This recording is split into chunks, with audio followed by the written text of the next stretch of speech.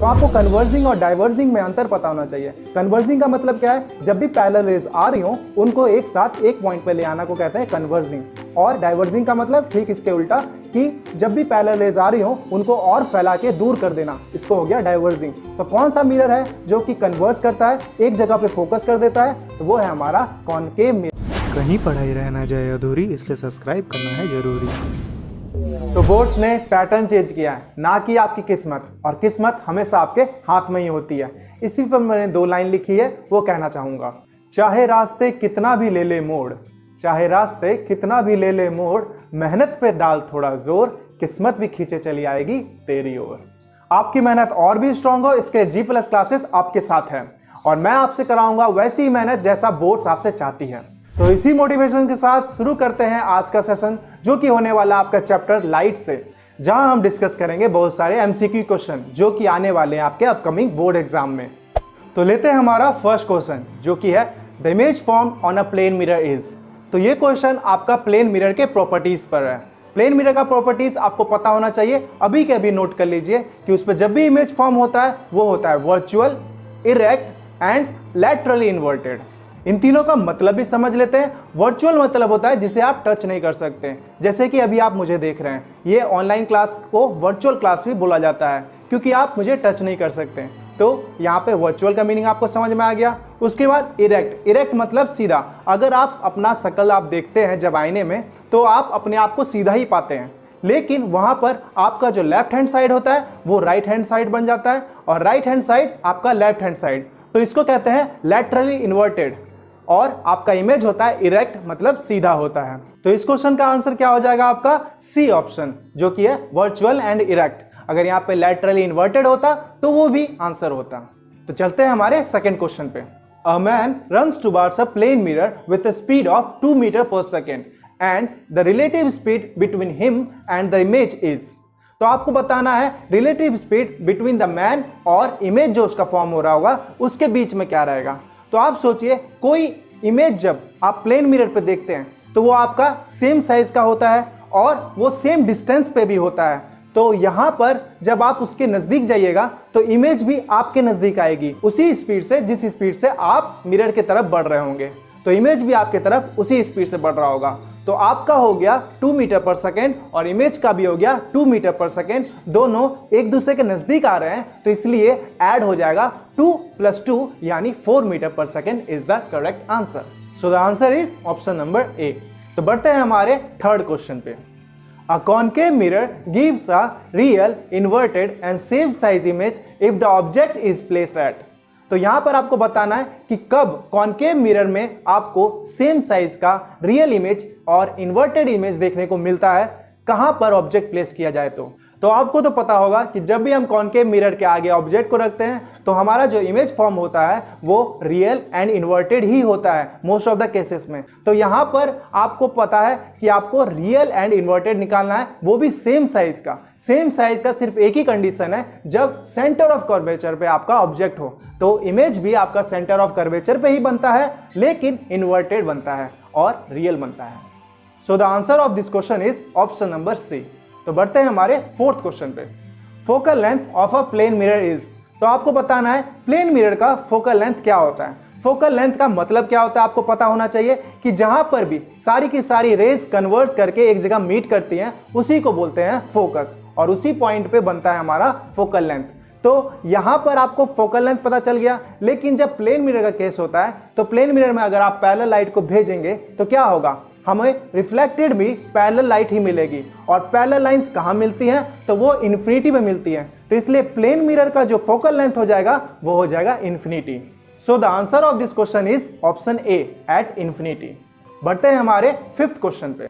N object approaching a plane mirror at 5 centimetre per second, a stationary observer sees the image, at what speed the image will approach to the observer.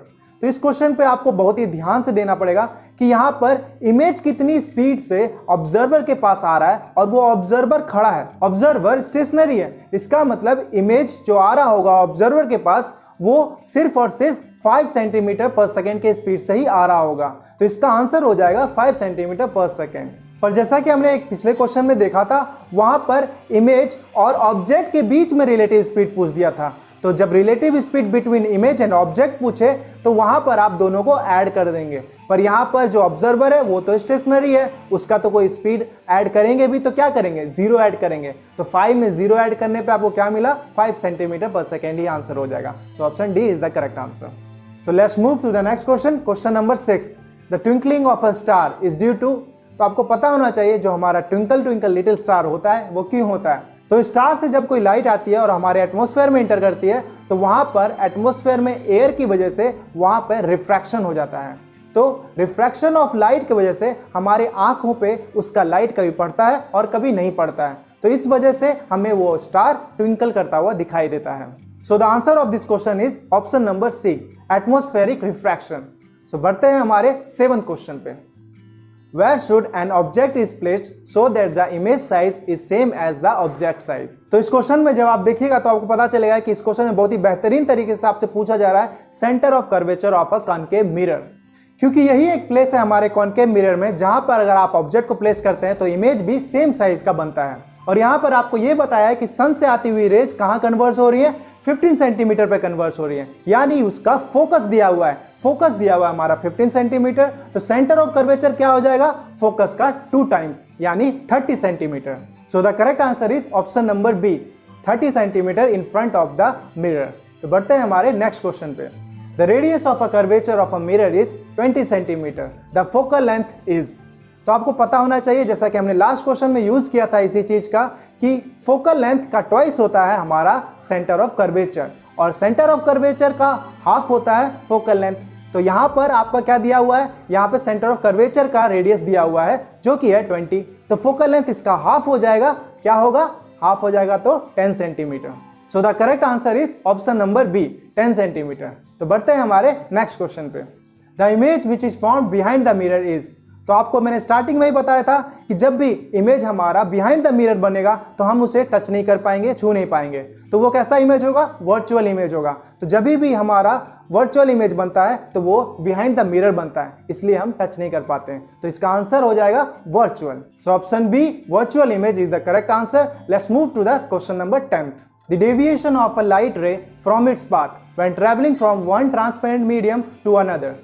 तो यहाँ पर आपको पता चल रहा होगा कि ये डेफिनेशन है, किस चीज़ का डेफिनेशन है, तो ये रिफ्रैक्शन का डेफिनेशन है। तो जितने भी डेफिनेशन है वो आपसे इसी तरह से पूछे जाएंगे, वहाँ पे डेफिनेशन लिख दिया जाएगा और ये पूछा जाएगा कि ये किस चीज़ का डेफिनेशन है। तो डेफिनेशन पे जितने भी क्वेश्चन है, मैंने स्टार्टिंग में भी आपको कहा है कि आपको सारे के सारे रिमेंबर होने चाहिए, जितने भी पॉइंट है आप याद करें ताकि आप इन सब जैसे क्वेश्चन को आराम से सॉल्व कर सकें। सो इस क्वेश्चन का आंसर हो जाएगा option number B, refraction. So let's move to the next question number 11। तो जैसा कि आप यहाँ पे देख पा रहे हो कि ये एक डायग्राम बेस्ड क्वेश्चन है। यहाँ पर आपको करेक्ट पाथ बताना है कि कौन कौन सा रे का करेक्ट पाथ ड्रॉ किया गया है। तो यहाँ पर मैं आपको कुछ हिंट दे देता हूँ, इसकी मदद से आप मुझे आंसर कमेंट में लिख के बताइएगा। तो पहला हिंट है कि जब भी कोई रे अगर ऑप्टिकल सेंटर से पास होती है तो उसमें कोई भी डेविएशन देखने को नहीं मिलता है। और दूसरा हिंट है कि यह एक कॉन्वेक्स लेंस है, तो यहाँ पर इसे कन्वर्जिंग लेंस भी बोला जाता है। तो ये लाइट को बेंड करेगी टुवर्ड्स द प्रिंसिपल एक्सिस। तो आई होप इसका आंसर आप दे सकते हैं। तो बढ़ते हैं हमारे क्वेश्चन नंबर 12 पे। विच mirror is a converging mirror. तो आपको कन्वर्जिंग और डाइवर्जिंग में अंतर पता होना चाहिए। कन्वर्जिंग का मतलब क्या है, जब भी पैरेलल रेज आ रही हो उनको एक साथ एक पॉइंट पे ले आना को कहते हैं कन्वर्जिंग।